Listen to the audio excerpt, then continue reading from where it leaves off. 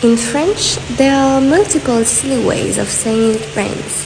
For example, il pleut des cordes.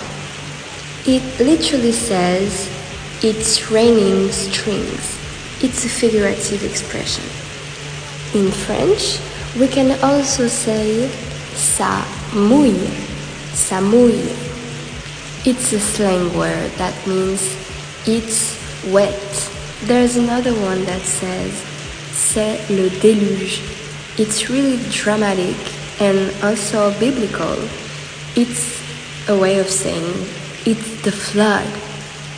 And there is another one really funny, don't say that too loud. Il pleut comme vache qui pisse. And it literally means it rains like a peeing cow. If you like these French expressions and want some more, subscribe to this channel. Bye!